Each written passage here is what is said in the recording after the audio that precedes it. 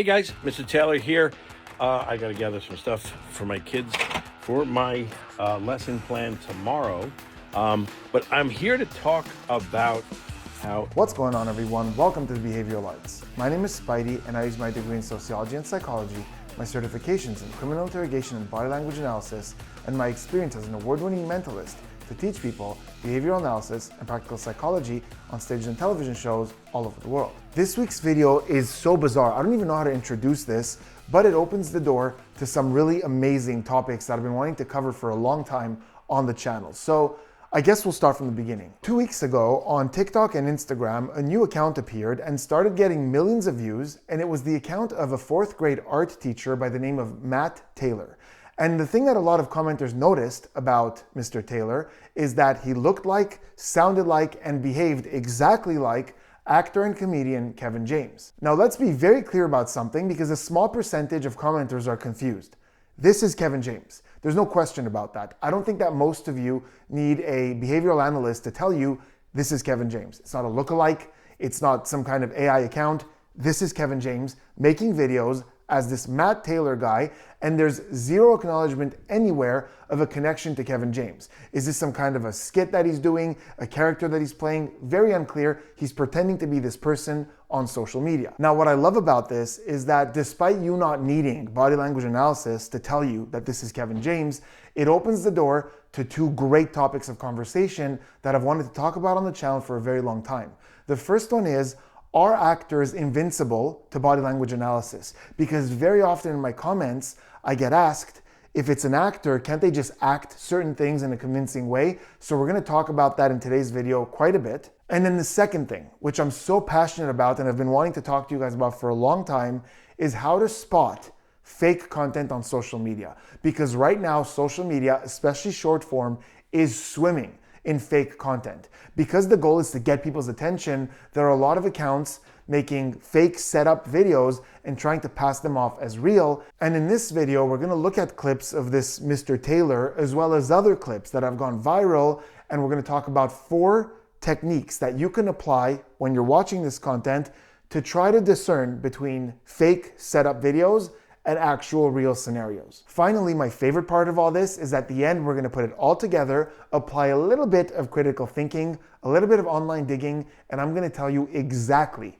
what I think this account is, why it exists, and what Kevin James is trying to do with it. So let's start by looking at a few clips of this Matt Taylor. And the thing I want you to pay the most attention to right in the beginning is, what are some of the elements to this that even if you didn't know Kevin James, you don't know who Kevin James was, what are some elements of this that would allow you to say, I'm not so sure this is really an art teacher making content here. Some of these things don't align. So whether you write it down or just make notes on your phone or mental notes, look for those elements that would allow you to notice that something about this feels off.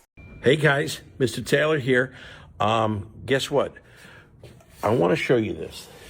Reading gives your imagination wings, but you know what else does? My kids, my students, they are asking me to do this, but art also gives your imagination wings. It's about what you're bringing to it that creates the art. Where are you, Alex? By the way, you have my my Picasso book. I gotta get that back from you. Look at this. It is Friday, October 10th, and it's 6 o'clock, 6:15 almost. And I'm still here. Hey guys, Mr. Taylor here. I got to gather some stuff for my kids for my lesson plan tomorrow. But I'm here to talk about how every artist, the brown stuff is good, and I definitely need the liquid watercolors. All right, class, listen up. If anybody else has any more questions about art, throw them in here. Throw them in here because I can help you with your projects. And again, nothing to be ashamed of. I'll answer all questions for that, okay? You want to bring it up? Throw it in. There you go. All right, not even close. All right, so there it was. Hopefully some of you spotted a couple of little things that don't quite add up. But right now we're gonna talk about 4 techniques or methods that you can apply whenever you see content online to try to figure out if it's a setup, if it's fake, or if it's an actual real scenario, the way a lot of people try to represent. The first tip, which I would say is the most important and the most reliable, is something that I'm very familiar with because of my background in magic and mentalism. So for more than 20 years, I've been an entertainer, and I use trickery to entertain audiences. And when we see a magician or mentalist perform and we want to know what the secret is, how they're doing what they're doing, this is a way that we go about thinking about it. And I'm about to just reveal this to you so that the next time you see a magician, you could think about it this way. And then we'll talk about how it applies to social media videos. So you ask yourself, if this was real, if this person actually had the magical ability to do this, exactly what would it look like? Don't make any assumptions. Exactly what would that look like? Then compare that to what you actually saw, and where the differences are, that's exactly where the secret lies. So I'll give you an example right now with an actual magic trick. So this trick is very on theme for Halloween that's coming up this weekend. So we have some Hershey's miniatures here, and I grabbed two of my favorites. We have a Crackle and we have Mr. Goodbar, two of my favorites. And I'm gonna put them in my hand like this, and I won't drop anything. I'll keep everything in frame. I'll back up so you could see it. I'm gonna reach in and grab one of them. It's the Mr. Goodbar. And watch, if I just give it a wave like this over my hand, you'll notice the Crackle disappears. And that's not like I'm not hiding it in the hands, it's nowhere in either hand. And if I take the Mr. Goodbar like that, that one also disappears. So let's talk about what's going on here by applying what I said earlier. If there was an individual who actually had the magical ability to make pieces of chocolate vanish into thin air, what would that look like? Well, they would probably just hold it up like this. They would snap or blow or nothing, and the chocolate would just vanish. You would no longer see it here. Now, of course, nobody has the ability to do that, so we have to try to simulate that as close as we possibly can by adding a couple of things that allow us to throw in the trickery. So the part of the effect that wouldn't look the same is I wouldn't need to take it and put it in my other hand. I wouldn't need to do that. I would just do it out here in the open, or I would close my hand around it like this and open it. So when we see that difference between what it would look like in an ideal world and what I did, which is put it into the other hand before it disappeared, it's the putting of the hand that doesn't belong. That's the thing that is out of place. Therefore, that's probably where the secret is. And in this case, that's correct. So I'm going to explain the second part of the trick when I made the second chocolate disappear. And this is meant to look like I'm putting the chocolate in the hand and I mimic that same gesture, when in fact, it doesn't actually go in the hand, it stays over here in the right hand. And we use our body language to make it seem like it's actually there, like there's some kind of weight to it, and we point to it, and my eyes go to it, and my whole body language puts all the attention here. And sometimes we even get fancy, and we might, gesture with the right hand like this to show that it looks empty, when in fact, it's hidden in the fingers over there. But all these things are extra, added, because we don't actually have the ability to make chocolate disappear. Now, of course, it doesn't explain everything I did within the trick, but I encourage you to go back and look at it and look at what other things would be different if I can actually make chocolate disappear. So now let's talk about applying this method of critical thinking to social media. So anytime you see a clip, a viral clip of like a scenario that's taking place, ask yourself, if this was 100% real, what would it look like? What would it sound like? And here's the golden tip. The further the video is from what it would look like in a real life situation, the more likely that it's a setup and that it's fake. To demonstrate this, I'm going to use a clip that went very viral. I think this was about, a year or two ago. And a friend of mine shared this with me, and is a very intelligent person who was convinced this was real. But I looked at it, and a few seconds later, I was like, it's very unlikely that this is real because of an incongruity. And I'm going to see if you guys could spot it. The funny thing about the clip is that shortly after, it was sent to me again and again and again by other friends of mine, and most of them were very convinced that this was a real interaction. So they did do something right here, but for me, there was one massive thing that just doesn't line up. So take a look at this. This is meant to be an awkward guy trying to go and talk to a girl at a Renaissance fair. So take a look. Hello, my lady, and welcome to the Renaissance Fair. My name is King Aragag. Wait, sorry. And I was wondering if you'd like to be my princess for the day. I am very interested in your beauty fund. Can you actually just take a photo of us? Photo? What is that? I don't actually know what that is because it is the year 1309. So pretty awkward, and they did a pretty good job. And we're going to talk about numerous things in this clip that kind of seem off. But for me, the main thing was the fact that if in the real world, you had a guy who's so shy that his body language is literally that closed in like this, and he's building up the courage to go speak to two women, and they're not accepting. They kind of shut that down. There's a very little chance that he would keep going and take her hand and spin himself around and keep talking. Usually, somebody who's that unconfident at the first sight of rejection would probably just accept it and walk away. Probably, not 100% of the time. Behavior is not absolute, but it's very unlikely that somebody that is this awkward or shy or is trying to represent that at least would have that amount of confidence. Didn't seem like it lines up to me. Of course, with a bit of digging, we found out that the video is in fact staged, but to me, it just never made sense. All right, now let's go back to the whole Kevin James video, or I'm sorry, Matt Taylor videos, and see how this applies. And we're gonna look specifically at one of his videos where he's in the art supply room and he's claiming that he's there to stock up for tomorrow's lesson. Hey guys, Mr. Taylor here. I got to gather some stuff for my kids for my lesson plan tomorrow. But I'm here to talk about how every artist, the brown stuff is good, and I definitely need a liquid watercolors. So listen, today I want you to not only, first of all, put all the crayons back in here. You guys do not do that every week. We need to kick, I got to put a sign up. So he's in the room and he's looking at the supplies or going through supplies.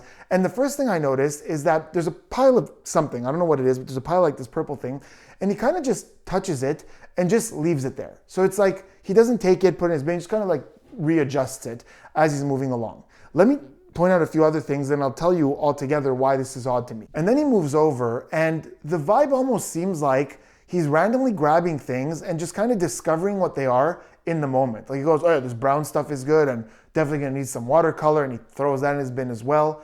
And that just doesn't match the narrative. So the narrative is, what we're trying to understand is that he went into the art supply room to grab what he needs for tomorrow's lesson. You would assume that he's got some kind of lesson plan. He's here to grab, okay, tomorrow we're doing pastels, so I'm here to grab the pastels, and he knows where they are. It's his art supply room. He has other videos where he says he's been doing this a very long time. He would know what the plan is. He would go to the pastels. We're doing pastels tomorrow. Here they are. But here it's almost improvisational. Like he's just in this room. They said, hey, Kevin, make it seem like you're getting ready for tomorrow. And he's like, let's see this. Oh, the brown stuff. Yeah, we need the brown stuff. And it seems like he's just taking one of the brown stuff for a whole classroom, and the watercolors too. And he's touching this pile of things that he just kind of leaves there. So I guess the point I'm trying to make is this doesn't seem like an art teacher preparing their class for the next day. This seems like an actor who's told, pretend you're an art teacher preparing your lesson for the next day. And then right at the end when he goes, oh, put all the crayons back in here. You guys do not do that every week. What guys? You guys, what do you mean? We're not the ones in your classroom. In the beginning, he's saying that I'm preparing my lesson plan for my students. This video is for other people, my Instagram followers. Then he's like kind of telling the camera off for not putting the crayons back in the bin, but we're not the ones who did that. We're not in your classroom. So there's a little bit of muddiness as to who is this video for. Is it for his students who are going to watch this, or is it for these people that he's vlogging for, the life of an art teacher? This is much more the vibe of a comedian improvising some things and, oh, look, the crayons are in the right box and, oh, we need the brown stuff.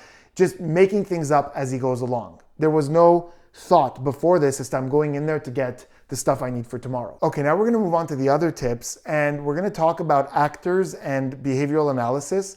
And finally, at the end, I'm gonna tell you exactly what I think this is with pretty good confidence. I think I have a good idea of what's going on with these Matt Taylor clips, but before we do that, do me a huge favor, hit that subscribe button, turn those notifications on, and take a quick second to like this video because it really does help with the growth of the channel. Okay, tip number 2, and this comes from the world of interrogation. Interrogators at the highest level use this idea, as do corporate interviewers such as myself.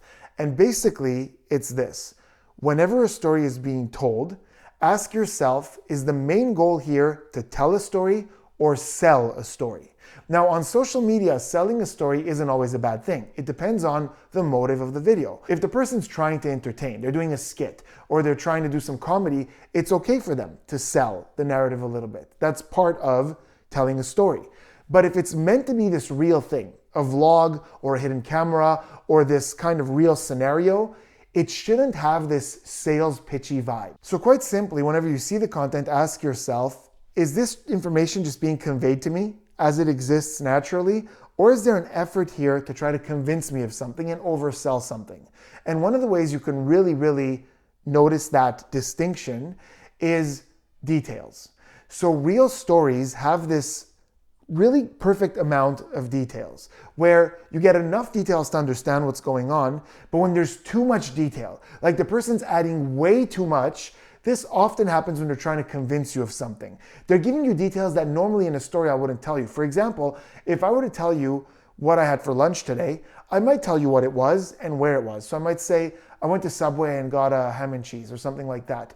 But I wouldn't say, yeah, I won't forget because I was wearing blue jeans and I walked in and I opened the door like this and I walked in and I ordered the ham and cheese and I put peppers and onions and I put some mayo on it, but I remember it was the wrong mayo, so I had to switch it. And so once it starts getting like all these really extra details, it kind of seems off, especially when the person doesn't typically give that much details. That fluctuation is huge. But then the flip side of that coin is not enough details.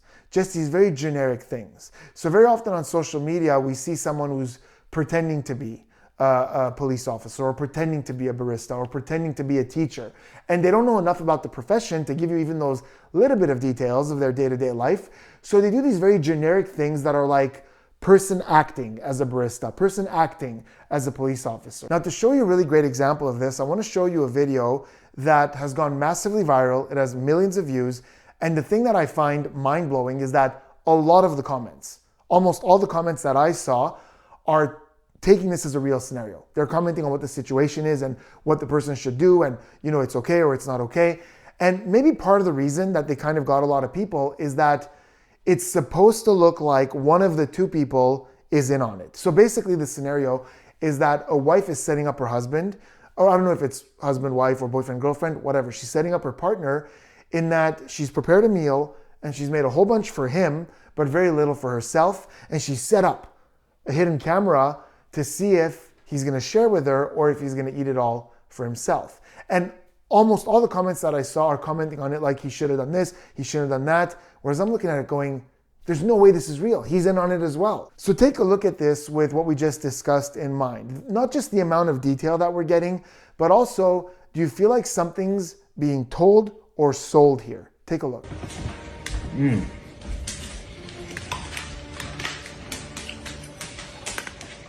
Is it good?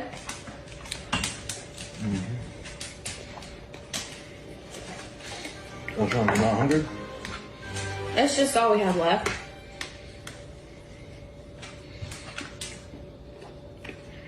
Why did you give me so much?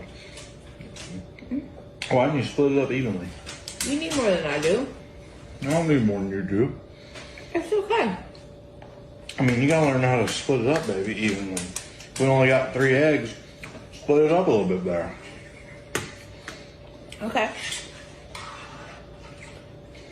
So the reason I very much believe that this is a setup and he's part of it as well is, well, for one thing, we're going to talk about this a little bit later, but he clocks the camera like 3 times. He looks directly at it and doesn't react. But besides that, to me, this is very much both the first and second tip coming together. He's really trying to sell this narrative of, oh, look how good this food is. He even starts scarfing it down like an absolute carburetor. Nobody eats at that rate. And he's like, he's making this sound. And in the real world, like if something is really delicious, you might have someone eat it and go, oh wow, like that. But eating what seems to be like an omelet or something, nobody goes, and just starts shoveling it down like that. So we can apply both tips. The first one is, if this was real, would it look like that? I don't think so. I think he would eat, at a normal rate.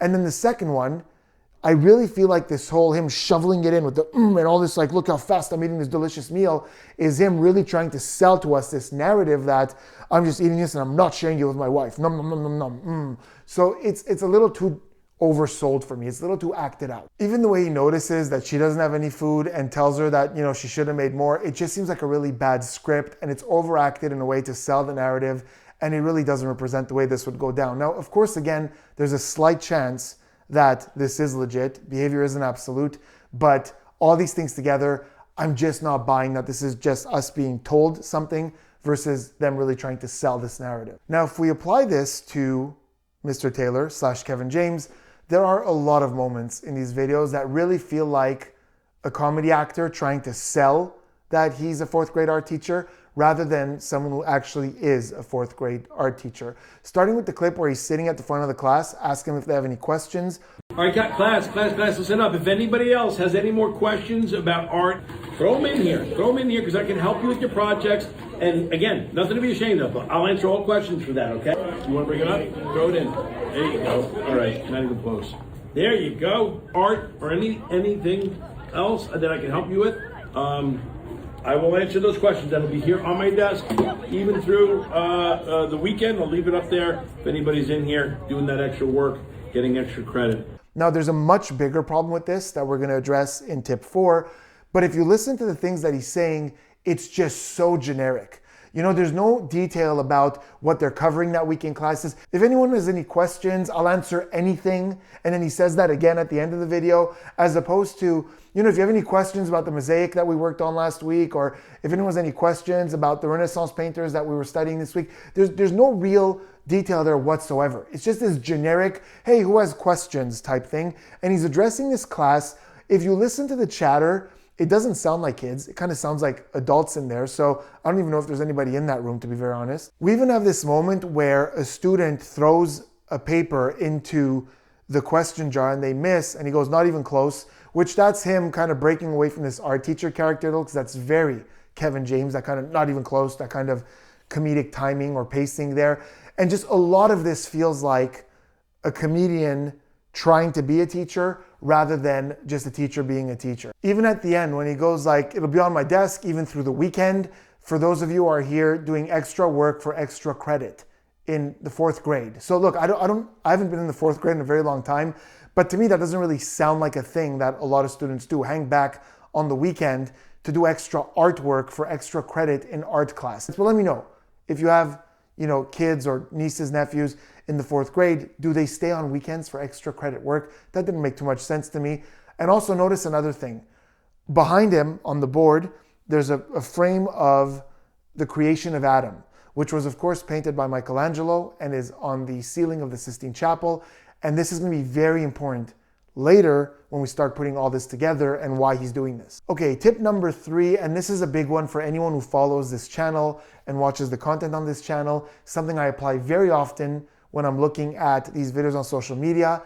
Do the behaviors, the facial expressions, the body language, do they match the narrative that's being sold? And this kind of has a lot of overlap with the first tip that we looked at.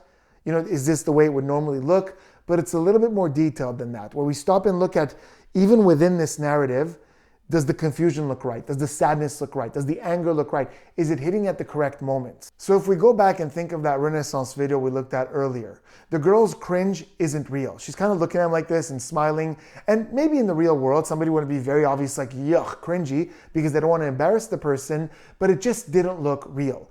And even with the guy, he kind of had this relaxed look. He didn't actually look that stressed if you look at the face. He was trying to portray stress, but it didn't look real in the behavioral sense. If we look at the video of the guy who was scarfing down the omelet, same thing. His confusion when he looked at her didn't look right. It wasn't this slow build of realization. It was this kind of like overacted confusion as to, oh, you're not hungry? And then even the way the lines, and it just looked very much acted. And when it comes to Mr. Kevin James, there's a clip I want you to pay a lot of attention to. Of all his clips, this is one where I feel we saw bursts of this, you know, behavioral misalignment the most. Here it is. But art also gives your imagination wings, okay? So, and it gives you, it teaches you about life. It's not even about the art. It's about what you're bringing to it that creates the art. Where are you, Alex? By the way, you have my my Picasso book. I gotta get that back from you. But if you listen to what I have to say, they're putting me on, I don't know, I'm filming this and then they put it up on Instagram or something like that.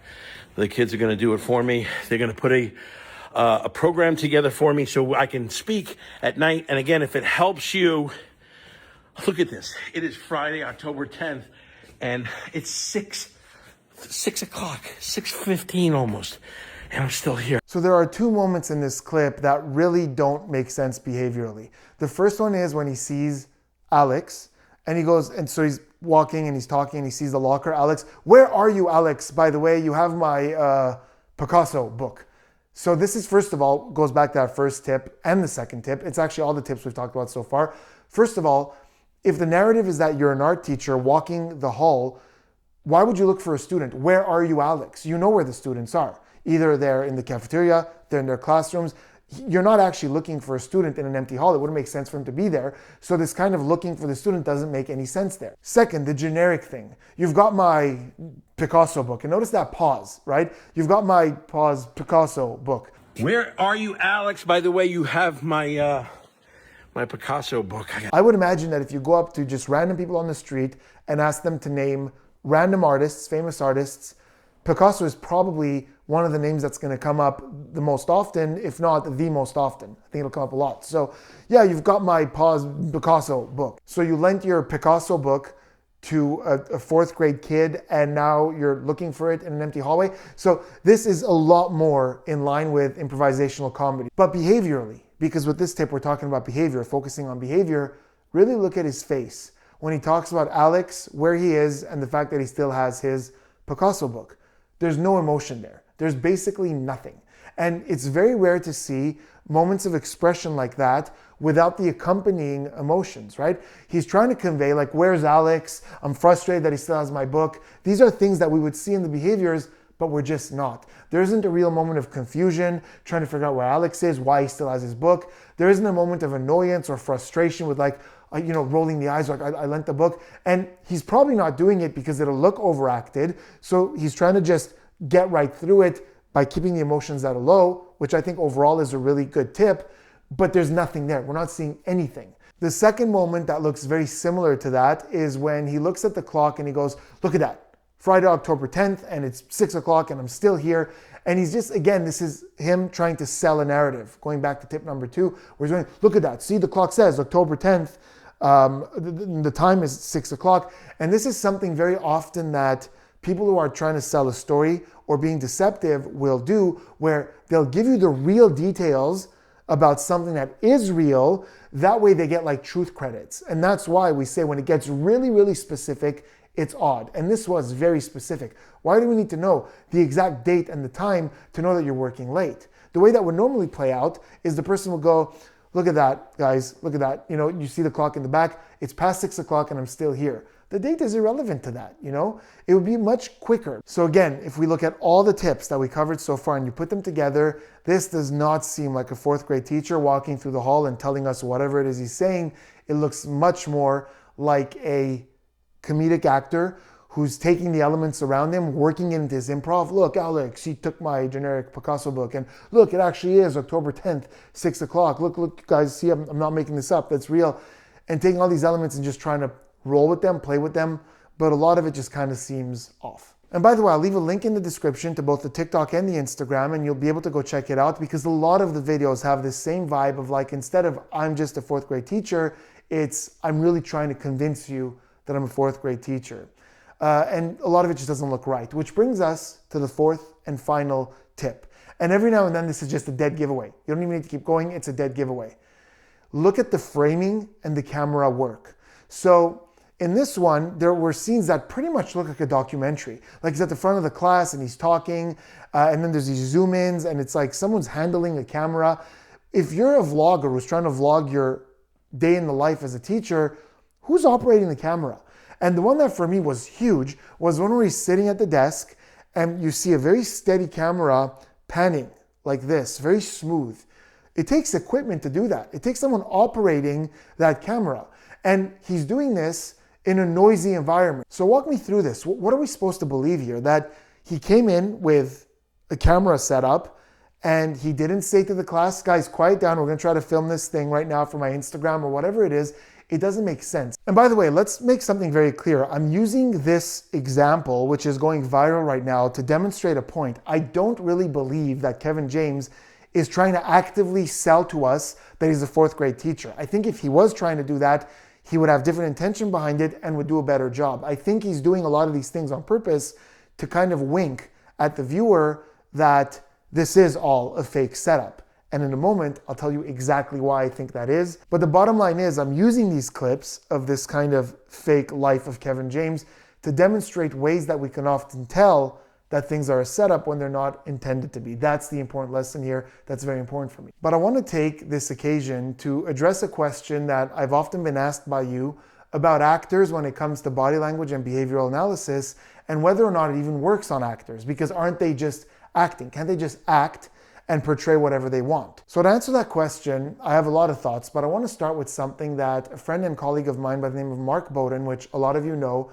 has said, and it's that when you see an actor on screen who's crying, and then you see that same actor out in the real world and they're sad and they're crying, a lot of people go, oh, that's fake, because we saw them do it on screen, they're just faking it here.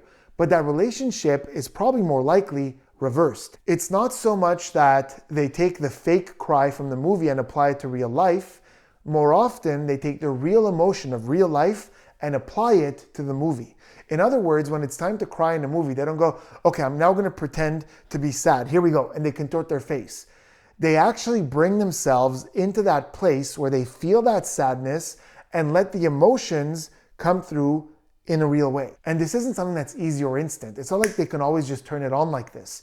The other actor helps a lot. The atmosphere, they get into character. Method actors really feel and really understand their character to be able to do that. So they're really channeling this moment and really experiencing it as much as they can, and then expressing the real emotions associated with that being a real scenario. In an interview where someone's throwing questions at them and keeps pulling them into the real world, it's not as easy to go into those moments of emotion. And if they were to, it would look fake. It would look out of place. And there's actually evidence of that. When you see really accomplished, very talented actors at the Oscars or Emmys come up to introduce someone, and they do these little bits where they pretend like there's something going on, a little mishap or a little emotion or a little confusion, it often looks very hammy and overacted because they don't have that whole time to get into character. It really seems very scripted. The thing that I keep in mind about this the most often is that actors are actors second and human beings first. They were humans longer than they were actors. It's for this reason that they can't consciously shut down the subtle tells of emotion. Go up to an actor and say, okay, stay happy, smile and stay smiling. And then have something jump out at them, right, like out of their blind spot. There's no way they're gonna be able to just act through that and stay happy. The human takes over. Reflex, survival instinct takes over. And it doesn't even have to be a startle. Anything that would cause an actual human emotion, a real human emotion, even if they try to hide it with acting, that real emotion is going to slip through. Because when you feel those emotions, it's often seen in the behavior and it's very hard to conceal. Another thing, and this is very surprising to people, but I've actually asked a lot of actors, is that a majority of actors don't study body language at great depth. I mean, some of them do because they're interested or they feel like it'll help out a little bit with some of the work that they're doing, but most of them don't have a lot of detail or a lot of knowledge on body language. So let's say they're supposed to be angry in a scene. Actors don't go, okay, so I'm supposed to be angry in this scene, make sure to flare those nostrils, open up those upper eyelids, get that tension in the jaw to really sell the anger here. Most of them don't know those details. The last thing I'll say on this is that you don't even need to go as far as actors. You could take it from me, because not only am I literally a stage performer, and magicians are actors, right? Nobody's actually a wizard or a magician. So magicians and mentalists get on stage and pretend to be able to do these impossible things. It's all for entertainment. But on top of that, I've studied all this for years. I have a degree in it and certifications.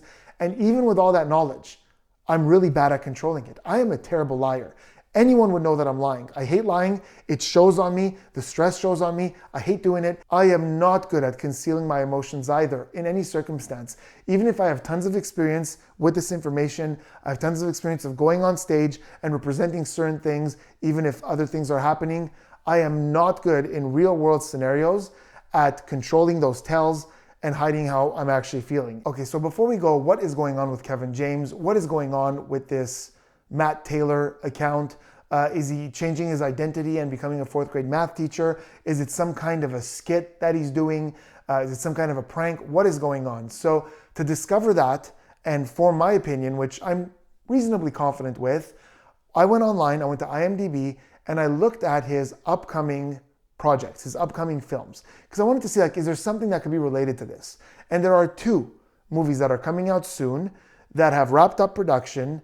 And if we look at them, there's something really interesting that we see. The first one is called Play Date, And if we read the description, it's pretty standard.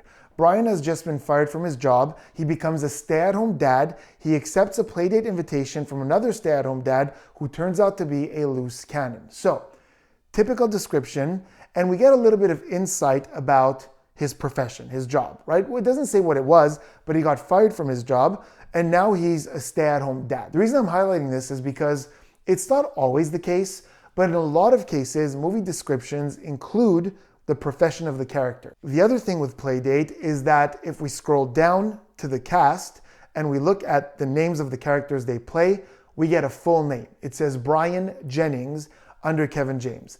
This is also something that's not always the case, but very, very commonly, it's absolutely the case.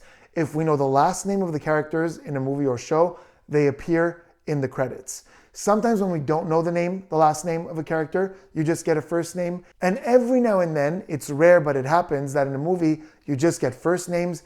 But very, very often, if we know the full names, they're there in the credits. And this is where the second upcoming movie with Kevin James gets really interesting.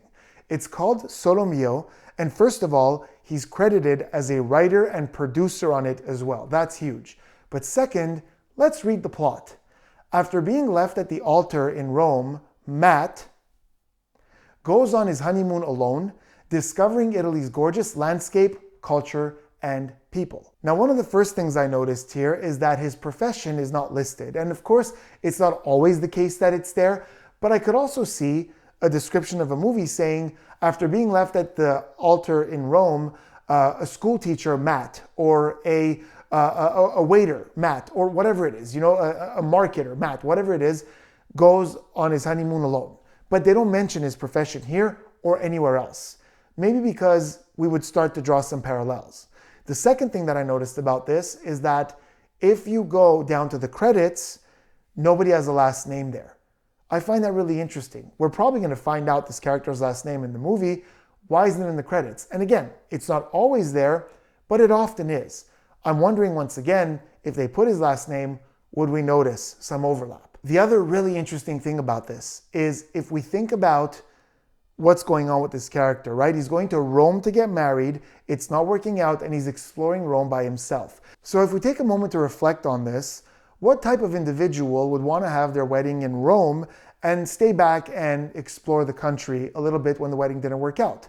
Maybe someone who's interested in Italian culture, maybe someone who's interested in art, maybe someone who's specifically interested in Italian artists, maybe someone who has a picture of the creation of Adam behind their desk, which was of course painted by Michelangelo, an Italian artist, and is on the ceiling of the Sistine Chapel, literally in Italy. So all these little details alone might be coincidence, but together it's a little too much to ignore. Furthermore, one of these clips on Instagram, he's pretending to answer questions that he was given. And one of the questions in this list is about why he paints couples, often in his landscape. And he kind of makes it seem like the question is a little confusing to him. And he takes a bit of pause there to kind of make it seem like it's a sensitive topic and talks about how it's an area of his life that he's trying to figure out. Take a look. Third, why do you paint couples in all of your landscapes? I don't think maybe, and actually, in a lot of them I do, but not in all. I don't do that in all of them. But the other thing is, I guess it's because I never realized it. When you're painting like an ideal, I guess, of what you know, and for me to see a couple is a completion in my life right now. It's we're working there. So first of all, if we go back to the 4 tips we covered earlier, this is a bit of a mess because he seems confused by the question, but who compiled them, right? It's not like you have producers who gave you a list of questions. Technically, if you're a 4th grade math teacher, you took some questions that people asked you and you yourself compiled them so you would have an answer ready for each one. So it wouldn't make sense to be confused by this question. But anyways, that's not the point. We're getting a bit of a wink here from this character that the love life is a little bit on the rocks. So I think we're getting all these little clues that kind of relate to this movie. And the other thing that I have a huge question about is if you look at who the account is following, Matt Taylor, it's only following one person, and that person is Ed Sheeran, which I thought was hilarious. And I'm wondering if in the movie, there's going to be some reference to this. Is he an Ed Sheeran fan? Does he listen? Maybe when he gets his heart broken, he listens to an Ed Sheeran song. Do they play an Ed Sheeran song at the wedding? Does Ed Sheeran make an appearance? I'm not sure, and there's no way to be 100% certain about this, but it would be comedy genius to just have this random thing there that we're all looking at going, what the heck is this? And then in the movie, it ends up making sense. So maybe there's something there as well, but without certainty, of course, it very much seems to me like the reason we're not getting a last name or a profession is that that last name would be Taylor and that profession would be fourth grade teacher, and that this entire account relates to the movie. But if it's not that, I have no idea what this is. Literally, I have no clue what he's doing. It's got to be that, right? It has to be that. Please let me know in the comments, what else could this be? And are these coincidences just that? A list of massive coincidences. The fact that his name is Matt in the movie, that he has an interest in Rome in the movie, could all these just be coincidences? I don't think so. But let me know in the comments, could it be anything else? Like could this be something other than a promotion for this movie? And also let me know for you, what were the biggest mismatches that would allow you to see this and go, no, I'm not buying this. Even if we know it's Kevin James, what are the things about the way this was done that, whether it's behavioral or context, framing, whatever, that allowed you to say, no, hold on, that doesn't make sense? And also, are there other things you saw that maybe connects this to the movie or a promotion? Let me know in the comments what you thought of all this, and I'll see you on the next one.